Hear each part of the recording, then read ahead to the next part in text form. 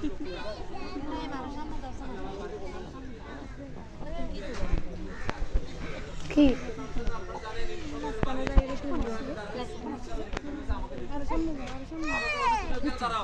আমি এদেরকে বললাম আপনারা এখানে দাঁড়াবেন।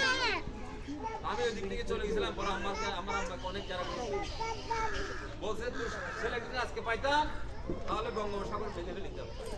আপনারা জানেন আওয়ামী লীগ সরকার হত্যা, গুম, রাহাজানি মানুষকে বছরের পর বছর জেলখানায় না রেখে আলাদা একটা কারাগার বানাইছিল, যেখানে মানুষদেরকে ধরে ধরে ওইখানে রেখে দিত। মা জানতো না, বাপি জানতো না, স্বামী জানতো না, এবং কি আপনার স্ত্রীরা হয়তো মনে করছে ওর স্বামী মারা গেছে, উনি আর দ্বিতীয় স্বামী নিয়ে নিছে, কিন্তু পরে দেখা গেল না, স্বামী আবার ফেরত আসছে।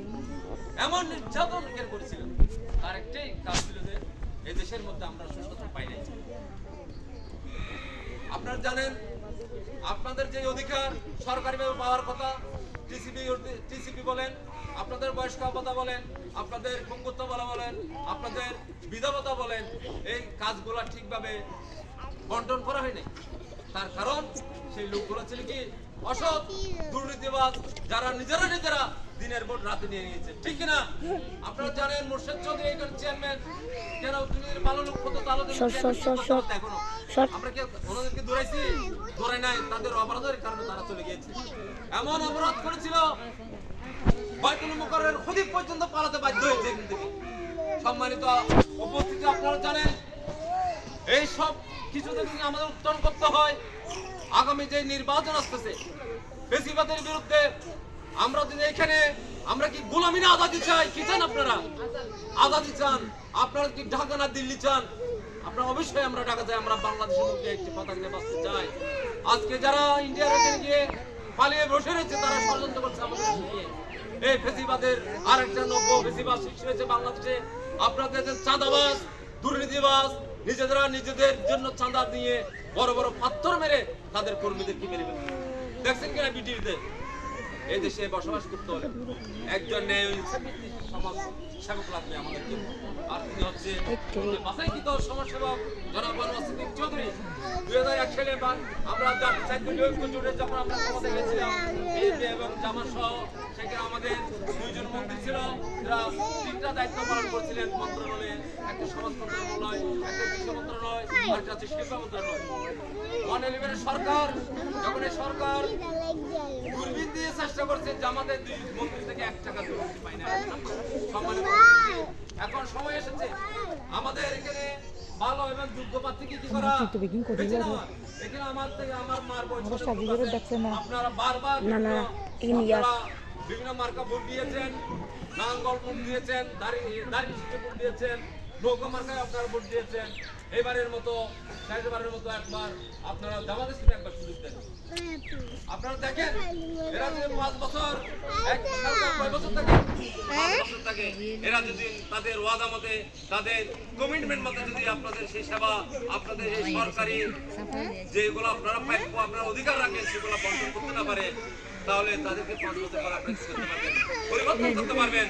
আমি আশা রাখবো এখানে যারা আছেন, আপনাদের সামনে যে সন্তানগুলো দাঁড়িয়েছে, এই সন্তানগুলো যে জামাত ইসলামের কর্মী, এদেরকে দেখে আপনারা বুঝতে পারবেন আমাদের যিনি এমপি তার চরিত্র কেমন হতে পারে। অতএব আমি আজকের এই প্রোগ্রামে সিদ্দিক চৌধুরীর সালাম আপনাদেরকে প্রেরণ করতেছি। আপনারা হয়তো অনেক আশা নিয়ে আছেন যে এমপি হলে আমাদের যে পাঠ্যক্রম আমরা ঠিকঠাক পাবো কিনা। আমি মনে করি আমরা এখনো সরকার যখন চলে গেছে, আমরা আমাদের এলাকার এই 7 নম্বর আমরা দায়িত্ব পালন করে যাচ্ছি, সুস্থ মতো বন্টন করতেছি, যাতে আপনারা যা প্রাপ্য 10 কেজি 30 কেজি চাল, যে মাসিক যে চালগুলো পান সেগুলো অনেকের পাচ্ছেন এখনো। এবং যারা টিসিবি কার্ডের জন্য আবেদন করেছেন অনলাইনে, দেয়াগুলো আপনারা পান নাই, বলতেছেন আমাদের কার্ডগুলো কে বলছে, আসলে খাই নাই, আপনাদের কার্ডগুলো এখনো পেন্ডিং আছে অনলাইনে, সেগুলো যথাসময়ে আপনারা পেয়ে যাবেন। এবং সর্বশেষ আমি যে কথাটা বলার জন্য আপনারা চাচ্ছি, আবার যারা আপনারা ইতিমধ্যে ভোট দিয়েছেন সবাইকে দেখেছেন, একবার জামাত ইসলামের প্রার্থীকে দেখেন, এই আশা ব্যক্ত রেখে 12 তারিখ সারাদিন দাঁড়িপাল্লায় ভোট দিন, এই কথা বলে আমার বক্তব্য শেষ করলাম। আসসালামু আলাইকুম। ধন্যবাদ সম্মানিত মেহমান ওনার গুরুত্বপূর্ণ বক্তব্য রাখার জন্য। আপনারা সবাই ধৈর্য সহকারে 5 মিনিট বসুন। আমাদের কিছু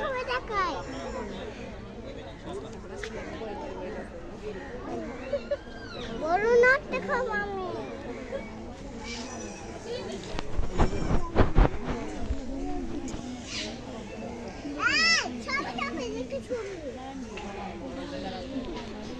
সম্মানিত উপস্থিতি, আজকের এই প্রোগ্রামের সভাপতি জনাব সাইবুল ভাই আপনাদের সাথে